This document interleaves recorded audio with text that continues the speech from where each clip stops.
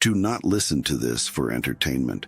What you are about to hear is not meant to inspire you, comfort you, or make you feel understood. It is not useful to men who rely on approval, validation, or emotional visibility to feel grounded. This is not a lesson in charisma. It is a dismantling of something most men unconsciously depend on, and that is why it disturbs people. The ability to be unreadable is not a social trick. It is a structural shift.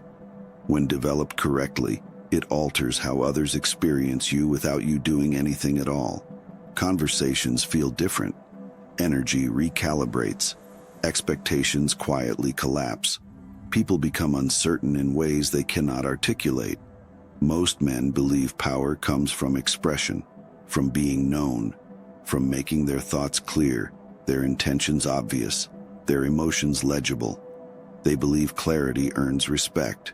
They believe openness builds trust. They believe being understood is safety. Unreadable men threaten this belief simply by existing, because when you cannot be read, you cannot be easily categorized. And when you cannot be categorized, you cannot be managed in the usual ways. You cannot be steered with praise. You cannot be disarmed with provocation. You cannot be predicted through pattern recognition. This does not make you mysterious in a theatrical sense. It makes you unavailable to interpretation. There is a difference. Mystery invites curiosity. Unreadability removes access. Most social dynamics depend on visible signals, facial reactions, tone shifts, emotional cues, subtle confirmations that say, "This is working," or "This is landing," or "I am affected by you." These signals form the invisible economy of interaction. They tell others where they stand, how much influence they have, and how far they can push. When those signals disappear, the economy collapses. People are not disturbed by silence itself. They are disturbed by what silence takes away. It removes feedback. It removes reassurance. It removes leverage they were unconsciously using. When someone cannot tell whether they are winning or losing ground, they begin to destabilize internally. This is why unreadable men are often misunderstood. They are labeled distant, cold, detached, difficult, sometimes even intimidating. These labels are not observations. They are coping mechanisms. They are the mind's attempt to regain control when familiar reference points are missing. An unreadable man does not rush to correct these interpretations. He does not explain his intentions to reduce tension. He does not soften his edges to make others comfortable. He allows misinterpretations to exist because he understands something most people do not. Explanations are a form of surrender. Every time you clarify yourself unnecessarily, you give away information. Every time you defend your tone, your motives, or your silence, you confirm that others have a right to access your internal state. Over time, this trains people to probe you, test you, and extract reactions. Unreadable men do not participate in this training. They allow gaps to remain unfilled, and in those gaps, something important happens. Other people begin to project. Their assumptions surface. Their insecurities speak. Their need for control becomes visible. Projection is not an accident. It is what happens when information is withheld. When you do not explain yourself, others explain you. When you do not react, others react on your behalf. When you do not confirm or deny assumptions, those assumptions grow louder and more revealing. This is not manipulation. It is exposure. The unreadable man becomes a psychological surface onto which others place their own internal noise. And that noise tells you everything you need to know about them, without you asking a single question. This is why this skill terrifies certain men. Not because it threatens them openly, but because it strips away their usual tools. They cannot gauge status. They cannot read approval or disapproval. They cannot tell if they are respected, ignored, underestimated, or quietly assessed. Their internal instruments fail in your presence. When instruments fail, behavior changes. Some men over-explain, some become louder, some test boundaries with subtle jabs or exaggerated confidence. Some attempt to provoke emotion because any reaction feels safer than uncertainty. Others withdraw entirely, unsettled by the fact that they cannot locate themselves relative to you. Through all of this, the unreadable man does not move. He is not passive. He is contained. Inputs go in. Nothing leaks out that can be used. His internal processes remain internal. He does not rush to signal understanding, agreement, irritation, or superiority. He listens without advertising what the listening produces. This creates a quiet asymmetry. Conversations slow around him. Words become more deliberate. People second-guess what they were about to say. The atmosphere subtly shifts, not because he dominates the space, but because the space cannot dominate him. This is where most men fail when they attempt to imitate unreadability. They treat it as an aesthetic, a flat tone, a blank expression, minimal responses, forced restraint. This fails immediately because it is effortful. It leaks tension, it communicates insecurity disguised as control. True unreadability is not suppression, it is alignment. A man who knows where he stands does not need to announce it. A man who trusts his position does not need to defend it. A man who understands his leverage does not feel urgency to deploy it. Unreadability emerges naturally when there is nothing inside you that needs external confirmation. This is why this way of being is dangerous if adopted prematurely. Without internal stability, silence becomes pressure. Detachment becomes isolation. Containment becomes emotional congestion. Many men attempt this posture before they have built the psychological infrastructure to support it. They confuse silence with strength. Silence is only strength when it rests on clarity. If this introduction feels unsettling, that is not a warning. It is a recognition. It means you have already noticed how much people reveal when you say less. You have felt the shift when you stopped explaining yourself. You have seen how dynamics recalibrate when you no longer feed them information. If this resonates, understand this clearly. You were never meant to be transparent. You were meant to be deliberate. You were never meant to be expressive on demand. You were meant to be unreadable. Most men are taught that authority must be demonstrated continuously, or it fades. They learn to stay active, expressive, and emotionally available so others feel secure around them. They believe that presence must be reinforced through motion, explanation, and responsiveness. If they pause too long, they fear being misunderstood. If they remain silent, they fear being overlooked. Unreadable men do not share this fear. They understand that systems adapt quickly to what is visible and predictable. The more you explain yourself, the faster others learn how to move around you. The more consistently you react, the easier it becomes to anticipate you. Over time, this anticipation turns into management. You are no longer encountered as a variable, but as a known quantity. Being known is comfortable. Being accounted for is different. Unreadability disrupts this adaptation by introducing delay. Delay creates uncertainty, and uncertainty forces recalibration. When a response does not arrive on schedule, when clarity is not immediately available, attention shifts. People slow down, they reassess. They become cautious in ways they cannot fully explain. This is not fear. It is respect for unknown structure. Human interaction relies on cues: tone, pacing, facial movement, emotional shifts. These signals tell others how to orient themselves. They indicate safety, agreement, resistance, or openness. When these cues are minimized or neutralized, people must rely on inference rather than feedback. Inference is heavy work. The mind fills in gaps instinctively. When information is incomplete, it compensates by assigning meaning. It assumes depth where access is restricted. It imagines internal order where reactions are controlled. This is not because unreadable men demand authority, but because the absence of visible disorder suggests it. Stillness communicates containment. This is why emotional neutrality often feels more powerful than emotional intensity. Intensity can be opposed. It can be matched or challenged. Neutrality offers nothing to push against. It removes the friction people use to test boundaries. Unreadable men do not escalate. They do not de-escalate either. They remain level regardless of circumstance. Praise does not accelerate them. Resistance does not provoke them. Time does not erode them. Consistency becomes the signal. This consistency is often mistaken for detachment, but detachment implies disengagement. Unreadability does not disengage.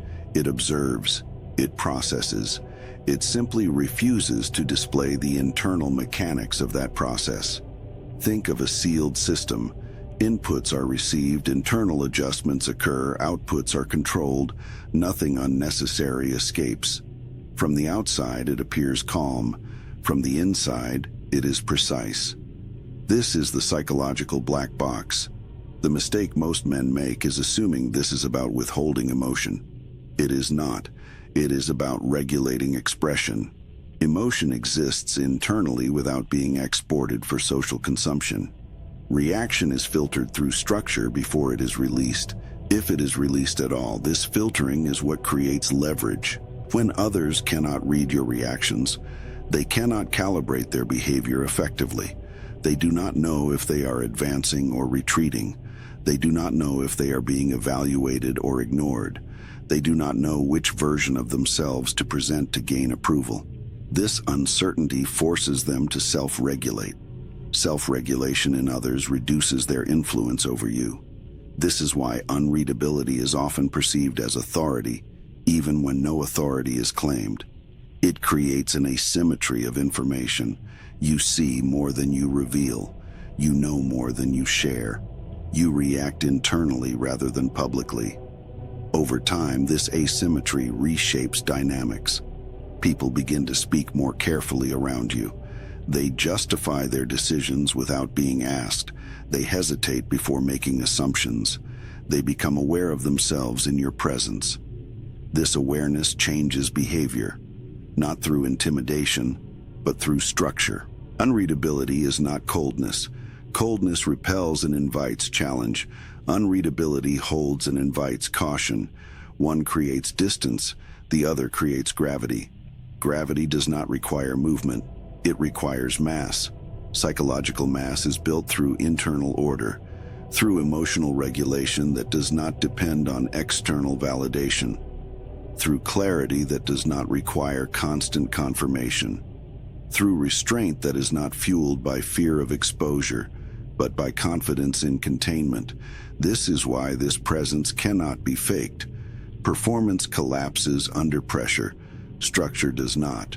When unreadability is performed, it leaks effort. It reveals intent. It creates tension that others can feel. When unreadability is structural, it feels natural. It feels unforced. It does not announce itself. This is the foundation that makes the skill sustainable. Not silence for effect, not mystery for attention, but internal alignment that renders excessive expression unnecessary. When you stop offering your internal state as a point of negotiation, interactions reorganize themselves around you. When you stop reacting on demand, others adjust their expectations. When you stop explaining your position, people begin to infer it carefully. Unreadability does not dominate reality. It quietly reshapes it. The shift announces itself quietly. You will not feel a surge of confidence or a sense of arrival. There is no internal celebration. What changes first is not how you feel, but how others behave. People begin to regulate themselves around you. Conversations subtly slow. Words are chosen with more care. Humor becomes measured. Explanations grow longer, not because you demanded seriousness, but because your neutrality removes the emotional cues others rely on to calibrate interaction. When they cannot read approval or disapproval, they default to caution. This is the first marker. Another sign appears in how often people explain themselves without being asked. Decisions are justified preemptively. Motives are clarified before questions exist. Silence creates space, and most people rush to fill it in order to regain stability. You did not interrogate them. You simply did not interrupt the process. This is not intimidation. It is self-soothing. Disagreement changes shape as well. Instead of direct opposition, resistance becomes indirect. Suggestions replace statements. Questions replace challenges. People test less aggressively because unpredictability increases perceived risk. When reactions are unclear, escalation feels unsafe. You may notice that your words begin to carry disproportionate weight. You speak less, but when you do, the room adjusts. Attention sharpens. Pacing shifts. This is not because your words are louder or more forceful, but because they are rarer. Scarcity increases impact. Another marker is the way others misinterpret you, and how little that misinterpretation seems to bother you. Some assume confidence, others assume distance. Some perceive depth, others perceive detachment. No single narrative stabilizes. This unsettles people who rely on clear social categories to orient themselves, yet you do not rush to correct them. The need to manage perception fades. You understand that being fully understood is not necessary to be accounted for. In fact, partial understanding often preserves position better than total clarity. Group dynamics also begin to shift. Without visible leadership, people still orient toward you. They pause before finalizing decisions. They glance in your direction during moments of uncertainty. You have not asserted authority, yet your presence functions as a stabilizing reference point. When you are absent, coherence weakens. This absence is revealing. Energy disperses. Conversations lose structure. Decisions feel less grounded. This surprises people because you were not overtly organizing anything. Your influence was structural, not performative. Another sign is patience, not the visible kind that announces virtue, but the quiet kind that outlasts pressure. Attempts to rush you fail. Emotional escalation does not move you. Deadlines do not provoke urgency. You are not negotiating against time because time is not your adversary. This unsettles those who rely on urgency as leverage. You also notice a narrowing of your environment. Certain interactions fade without conflict. Relationships built on constant affirmation, emotional mirroring, or immediate responsiveness lose momentum. What remains is smaller, slower, and more deliberate. This is not isolation. It is filtration. Finally, there is an internal marker that matters more than all the others. You feel less compelled to explain yourself, less inclined to resolve tension immediately, less invested in correcting assumptions. Silence no longer feels like pressure. It feels like space. This internal shift is critical. Without it, unreadability becomes rigidity. With it, unreadability becomes calm authority. The difference is internal stability. You are not withholding out of fear. You are containing out of clarity. None of these signs feel flattering. There is no rush of validation, no sense of winning. What emerges instead is weight, the awareness that your presence carries consequence even when you do nothing. And that awareness is sobering, because once you recognize it, you can no longer pretend you are operating on the same emotional timetable as everyone else. Unreadability is not an advantage without cost. The moment you become difficult to read, you also become difficult to approach casually. Ease disappears. Interactions gain weight. People assume depth, intention, and stability even when none is expressed. And because of that assumption, expectations rise quietly. You are granted less forgiveness. This is not because others are harsh, but because they believe you can carry more. When you are perceived as contained, mistakes are interpreted as choices rather than accidents. Silence is read as deliberation. Absence is read as intention. You will be respected more and extended less margin for error. This is the trade. Some men attempt to adopt unreadability as a shortcut. They reduce expression without building internal structure. They withdraw emotionally without developing clarity. The result is stiffness, not composure. Distance without gravity. Silence that feels tense rather than grounded. People sense this immediately. Unreadability cannot be performed for long. Performance leaks, effort becomes visible. Inconsistency appears under pressure, and once inconsistency is detected, the effect collapses. What was once perceived as structure is revealed as avoidance. This is why internal alignment is non-negotiable. Your private behavior must match your public restraint. You must be able to sit with misunderstanding without resentment. You must tolerate being discussed rather than explained. You must accept that others will project onto you and resist the urge to correct them. The moment you seek relief through explanation, you surrender the structure that created the presence. Unreadability also isolates, not abruptly, quietly. Certain people drift away when they can no longer read you easily. Interactions that depended on emotional access lose momentum. Social exchanges that required constant feedback become uncomfortable. What remains is smaller, more deliberate, and more demanding. This can feel like loss if you are not prepared for it. Many men discover too late that they enjoyed the attention more than the composure.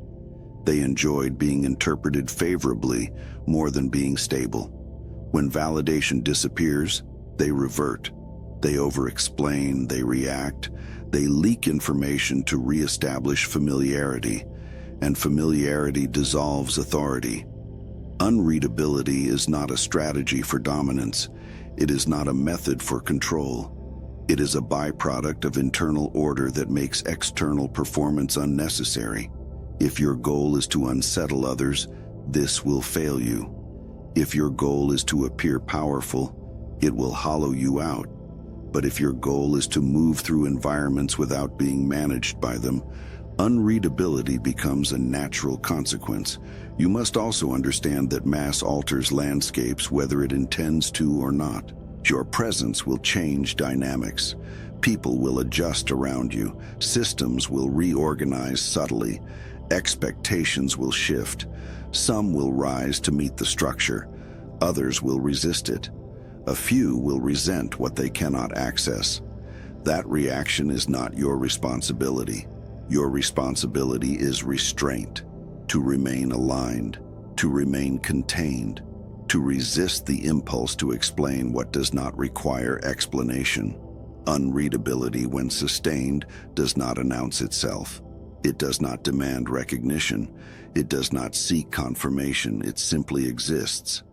And in its presence, others are forced to confront their own noise. That is the quiet consequence of being a black box.